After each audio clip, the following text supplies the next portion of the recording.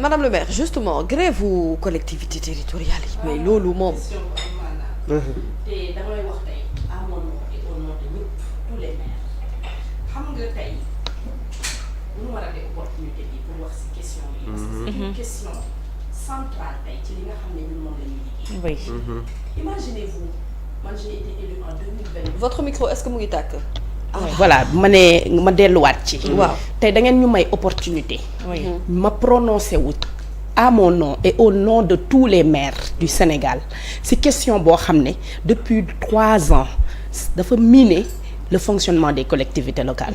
gis nga man bi ma ñëwee en 2022 3 mois la ñu toog ba tey on est en 2024 collectivités locales ñu ngi en grève c'est-à-dire da nga am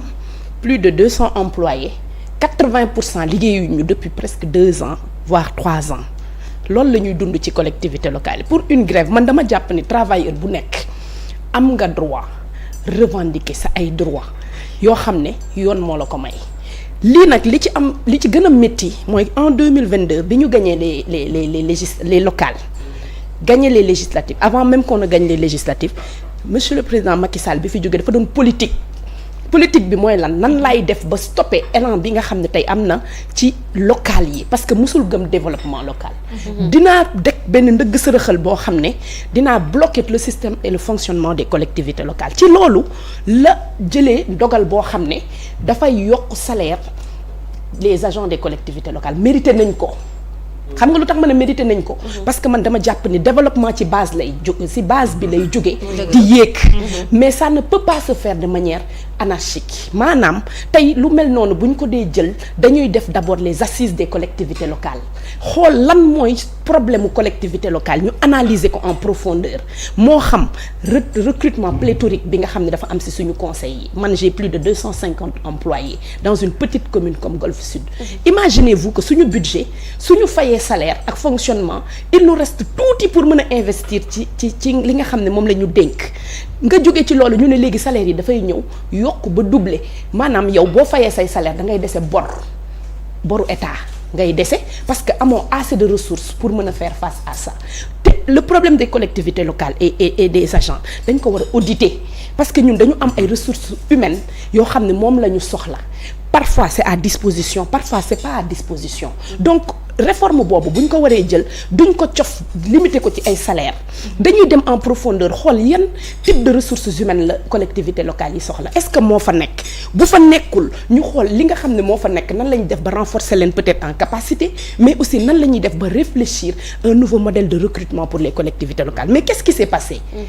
ils ont stoppé en fait le travail des mairies tey boo demee Golfe Sud ñu ni la par exemple état civil bi liggéeyul mais nit ñi bu ñu wëlbatikoo du ñu xam ne maire bi defu ko du ñu xam ne ce sont les agents qui sont en grève mais H24 7 jours sur 7 1 mois sur 1 mois maanaam su ma waxee loolu mooy du lundi au dimanche ils ne travaillent pas mais est-ce que loolu xel mën na ko nangu yi nga xam ne les états civils sont les centres d'état civil sont bloqués les recettes yi nga xam ne collectivité locale bi ci la mën a appuyer wu pour dem mën a développer les services yu mu war a mën a def seeni salaire ci la dépendre nga jóge ci loolu tey nga nekk ci tali bi nga nekk ci service yi nga xam ne mairie bi moo ko war a délivrer à ces populations tout ce personnel nekk en grève imaginez-vous depuis 2 ans tey man depuis janvier grève bi dafay commencer lundi le mot d'ordre il commence lundi à 8h ba vendredi à 17h maanaam dañuy jël 5 jours pleins yoo xam ne duñu liggéey ñu pare ci loolu tu fais des réquisitions parce que quand même bu ñu demee ci liggéey bi y a un service minimum qui doit être assuré mais le service minimum mënu la permettre nga def service yi nga war a defal collectivité yépp comme tu devais le faire et loolu ñan ñoo koy pâtir ce sont les populations qui souffrent de cette grève mënul continuer te dama wax gis nga ay nit bu ñu bokkee gaal dañuy yégoo Olof Njaay dafa ne wat gaal yégoo te bopp bët du yanu waaye xam na lu bopp attan tey bu ñu bëggee def la réforme des collectivités locales dañuy convoquer l'acte 3 xool lan moo baax ak lan moo bon ñu auditer ko xool lan lañ ci war a defaraat te defe naa loolu la ñu proposé dans le nouveau référentiel nan la ñuy def ba am ay collectivités locales yu fortes ay personnel collectivités locales yoo xam ne danañ am salaire yu correct mais moyennant des services et des résultats concrets yoo xam ne dinañ ko def dans le cadre de leur travail. Tey par contre tout ça n'est pas au rendez-vous et on lance un appel solennel aux travailleurs des collectivités locales. Est-ce que boobu léegi il y a eu un dialogue qui a été instauré jéem ngeen a waxtaan ak ñoom. mais de toutes les manières possibles de solution. Parce que quand même dafa yàgg xam nga lu gën a yéeme mooy il y a pas quelque chose en tout cas que le nouveau ministre monsieur Balla Moussa Fofana n'a pas fait. boo ñëwee bees egsi ci ministère des collectivités locales ñu ni la sa collectivité locale problème bi ñu gën a am mooy la grève des agents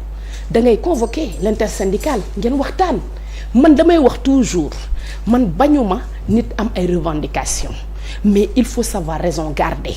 nit lépp looy def da ngay xam lan mooy la limite de li ma war a def. le ministre a essayé de discuter il a même commandé benn audit boo xam ne da koy permettre mu comprendre ñan ñoo am droit à la fonction publique locale ak ñan ñoo mënul aspirer à la fonction publique locale parce que tey soo xoolee le recrutement ni ñu ko defee yaa ma neex lañ def. man tu arrives dans ma commune. Moi, quand je suis arrivée, j'ai trouvé un homme pléthorique de personnes yoo xam ne je pense aujourd'hui que peut-être que la collectivité locale a besoin d'autres ressources humaines. Le type de recrutement il faut le convoquer loolu yëpp ñu tax moom mu arriver à définir ñan ñoo mën a dugg fonction publique locale ak ñan ñoo amul droit dugg fonction publique locale et notifier leen ko ba pare ne leen nañu reprendre et on continue la négociation. Gis nga Sénégal fi mu toll nit booy laajte da ngay laajte lu mën a nekk parce que ñun du ñu dig nit lu ñu mënul te tey. On lance un appel solennel à tous les travailleurs des collectivités locales. Tout ce que vous faites, population yi ñoo koy dund. Ñun à la mairie de Golfe Sud, ils bloquent tout.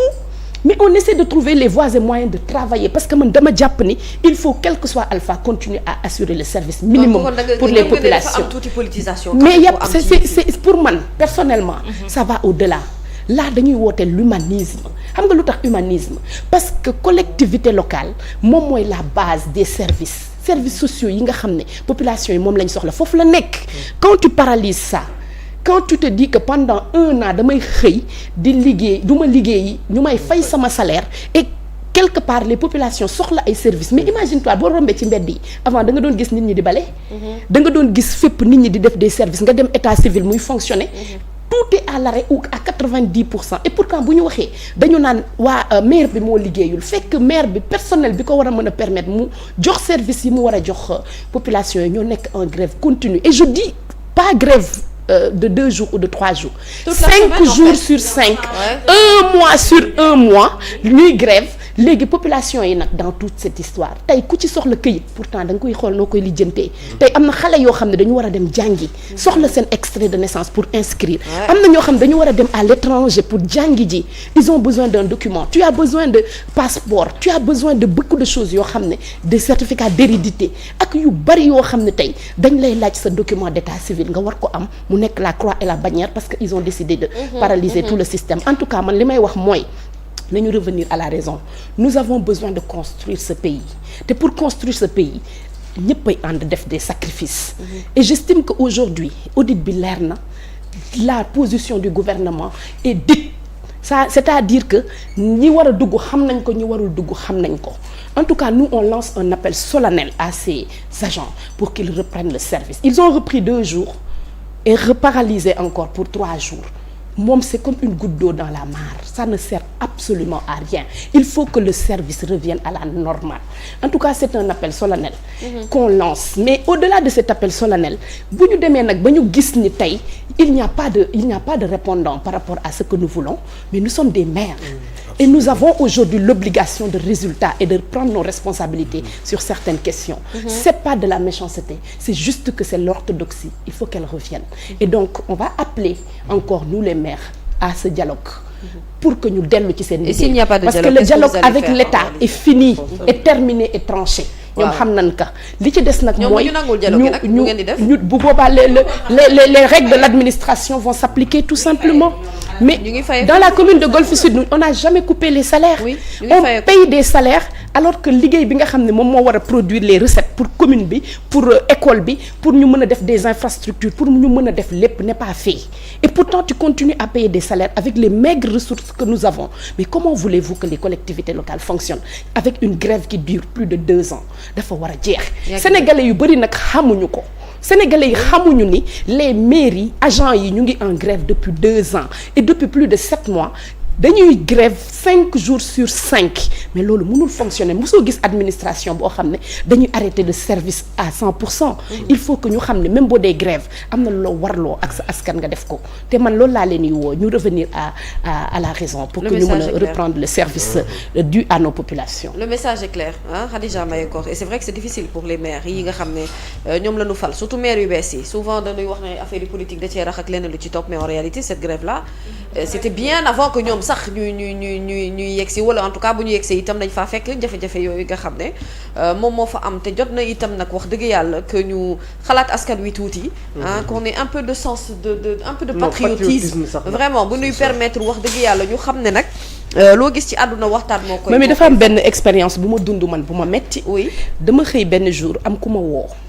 gis nga bi ma woowee daf ma gëtën man tamit ma ne ko sëñ bi dafa ñëw sama mu ne ma damay ñëw sa kër léegi maa ngi sa buntu kër ma tiit ma ne ko duggal mu dugg mu ne ma dama la mere boo xam ne ba ilaa yow mi diini duma la baal. ndax la ma ne ko sëñ bi mbaa jàmm dama tiit mu ne ma sama baay dafa ñaanoon ci àddinaam bu ko kenn teg ci glace ça fait démb ba léegi maa ngi ut certificat d'inhumation amuma ko. moo tax damaa laajte sa kër ba xam ko ñëw wax la ni tooñ nga ma tooñ boo xam ne dootoo ko dabooti ci àddina gis nga bi ma waxee loolu dama mesurer encore lan mooy métit bi nga xam ne ñii ñu ngi koy teg ay doomu aadama te dépendrul ci ñun c'est-à-dire des choses yoo xam ne ça paraît banal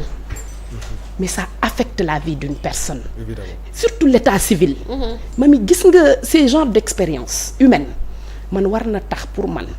ñu revenir à la raison. Imagine-toi cette personne su ma waxtaanul woon ak moom du comprendre ni c'est pas de mon fait c'est pas moi qui suis en grève c'est pas les conseillers municipaux mais c'est les agents qui sont carrément en grève à 100%.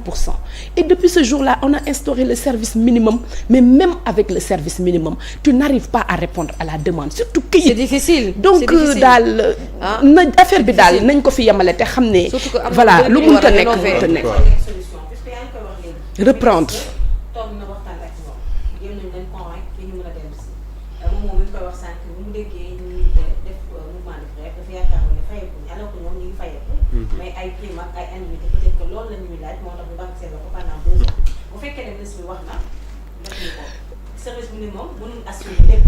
lan mooy nekk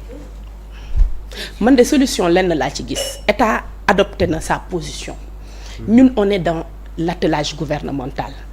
État bu adopter sa position daf koy notifier aux maires que nous sommes et j'espère en tout cas nous l'attendons que cette notification nous sera faite maintenant notification boobu jour bu ñu ko joxee mais nous on va l'appliquer parce que c'est très clair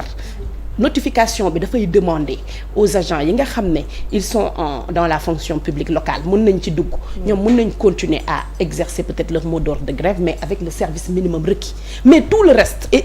figurez-vous tey man je ne veux pas avancer avec des chiffres réels que je n'ai pas mais man je peux vous dire sans risque de me tromper que dans ma commune plus de 90% des agents qui sont partis en grève depuis 2 ans ne seront pas dans la fonction publique locale te loolu audit bi moo ko yónni wax kon ils sont tenus de reprendre en fait le travail donc bu amee ñun on va dire que c'est une décision boo xam ne gouvernement bi moo ko jël dinañ ko notifier dinañ ñu ko notifier te dinañ leen ko notifier ñoom tamit et à ce moment ils seront tenus de respecter la réglementation la loi elle s'applique à tout le monde bu ñu demee nag ba gis ni li nga xam ne tey yoon moo ko wax dañ ko refuser appliquer là nous prendrons nos responsabilités et quand je dis nous prendrons nos responsabilités vraiment ce n'est pas de la méchanceté mais c'est que quand tu dois gérer tu prends tes responsabilités et le moment venu si les gens refusent d'aller vraiment ci seen poste de travail alors que la circulaire ou la lettre du ministre ou la position du gouvernement wax nañu ko ba ñu mën ko appliquer bu boobaa on va sévir le droit va s'appliquer